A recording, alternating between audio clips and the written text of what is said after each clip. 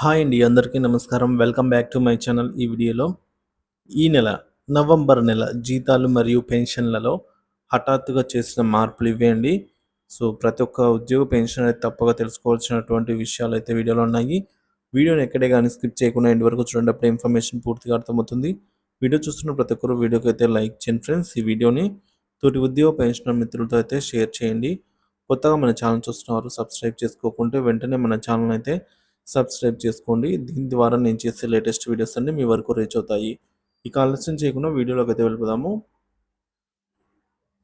AP పెన్షన్లకు సంబంధించి 2024-25 ఆర్థిక సంవత్సరానికి గాను ఇన్కమ్ ట్యాక్స్ కటింగ్స్ను 4 విడతల్లో అనగా నవంబరు, డిసెంబరు, జనవరి, ఫిబ్రవరి ఈ 4 నెలల్లో 4 విడతలుగా అయితే పెన్షనర్ల పెన్షన్ నుంచి అయితే మినహాయించాలని ఎస్టీఓలకు రాష్ట్ర ఖజానా శాఖ వారు ఆదేశాలు జారీ చేసిన సంగతి తెలిసిందే అండి. సో, పెన్షనర్లు ఎంత వార్షిక ఆదాయం దాటితే పెన్షన్ చెల్లించాలి అనే విషయాన్ని ఇప్పుడు మనం తెలుసుకుందాం. సో, ట్యాక్స్ చెల్లించాలండి ఇది. సో, ఎంత వార్షిక ఆదాయం దాటితే ట్యాక్స్ చెల్లించాలనే విషయం ఇప్పుడు తెలుసుకుందాం. ఈ సంవత్సరం కూడా ఇన్కమ్ ట్యాక్స్కు సంబంధించి పాత రీజియన్ మరియు కొత్త రీజియన్ అంటే న్యూ ఆర్ ఓల్డ్ రీజియన్ అనే 2 పద్ధతులు అమల్లో ఉన్నాయి. కాబట్టి పెన్షనర్లు ఎవరైనా సరే ఓల్డ్ రీజియన్ కావాలనుకుంటే మీరు మీ సేవింగ్స్ వివరాలను ఎస్టీఓ గారికి ఇవ్వాల్సి ఉంటుందన్నమాట. ఇన్కమ్ ట్యాక్స్ కటింగ్స్ ఓల్డ్ రీజియన్లో పాత పద్ధతిలో 5 లక్షల రూపాయల వరకు అయితే నో ట్యాక్స్ వరకు ఉంటుంది. అదే కొత్త రీజియన్లో అయితే 7,75,000 వరకు కూడా ఇన్కమ్ ట్యాక్స్ ఉండదు. సో, ఇన్కమ్ ట్యాక్స్ కటింగ్ పరిధిలోకి కొత్త పద్ధతిలో అయితే 7,75,000 వరకు కూడా రారన్నమాట. ఇక 7,75,000 వరకు అంటే మీ పెన్షను, మీ బ్యాంకులో వచ్చే ఇంట్రెస్ట్ ఏమైనా ఉంటే అవి అనగా సేవింగ్స్ అకౌంట్లో వచ్చే ఇంట్రెస్ట్స్ ఫిక్స్డ్ డిపాజిట్ కావచ్చు, సో ఎఫ్డి కావచ్చు, ఇతర ఏవైనా ఇంట్రెస్ట్లు కావచ్చు, అలాగే ఇంటి బాడిగలు, ఇల్లు ఉంటే ఇంటి బాడిగలు, ఇతర ఆదాయం అన్నీ కలుపుకొని మొత్తం కలుపుకొని అండి. ఓన్లీ పెన్షన్లో మాత్రం, జీతంలో మాత్రం కాదు, అన్నీ కలుపుకొని.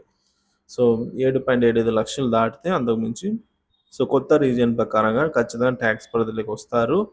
ట్యాక్స్ కట్టాల్సిందే ఉంటుంది. సో, కాబట్టి మీరు రిటర్న్స్ ఫైల్ చేసేటప్పుడు ఈ విధంగా అయితే ఉంటుంది. సో, ఎవరెవరు ఐటీ రిటర్న్స్ ఫైల్ చేయాలనేది ఇప్పుడు చూద్దాము.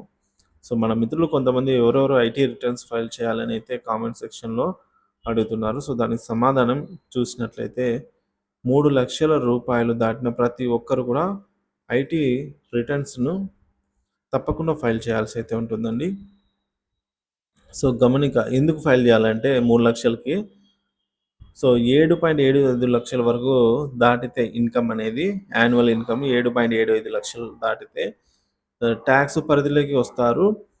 మరియు 3 లక్షలు దాటితే ఐటీ రిటర్న్స్ తప్పక ఫైల్ చేయాల్సి అయితే ఉంటుంది. కాబట్టి సో ఫైల్ చేసినంత మాత్రాన 3 లక్షలకి మనకు ట్యాక్స్ ఏం పడదు.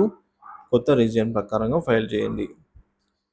సో, చూస్తారు కదా ఫ్రెండ్స్, ఇక్కడ ముఖ్యంగా మనకు ఈ ట్యాక్స్ పరిధిలోకి ఎవరైతే వస్తారో ఏపీ పెన్షనర్లకు సంబంధించి 2024-25 సంవత్సరానికి గాను సో ఇన్కమ్ ట్యాక్స్ కటింగ్స్ను 4 విడతల్లో, సో మొత్తం ఈ ఇయర్కి సంబంధించి 4 విడతలు అనగా ఈ నెల నుంచి మొదలుకొని నవంబర్ 2024, డిసెంబర్ 2024, జనవరి 2025, ఫిబ్రవరి 2025.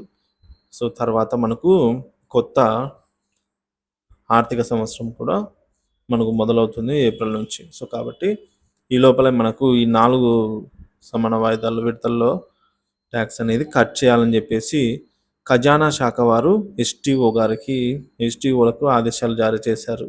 సో, మీ యొక్క పే స్లిప్స్ డౌన్లోడ్ చేసుకుంటారు కదా ఫ్రెండ్స్ ఈ మంత్కి సంబంధించి. సో, ఈ మంత్కి సంబంధించి పే స్లిప్స్ అనేవి మనకు 28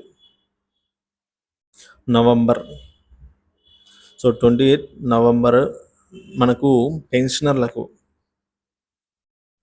సో పే స్లిప్స్ అనేవి డౌన్లోడ్ అవుతాయి. ఈ పే స్లిప్లో మీరు ఖచ్చితంగా గమనించండి, ట్యాక్స్ పరిధిలోకి వచ్చేవారు మాత్రం మీకు ఇన్కమ్ ట్యాక్స్ డిడక్ట్ అవుతుంది. సో నవంబర్, డిసెంబర్, జనవరి, ఫిబ్రవరి 4 నెలల్లో కూడా డిడక్ట్ అవుతుంది. ఇదొక్కటి మీరైతే మీ పే స్లిప్‌లో గమనించండి friends. Thank you for watching this video.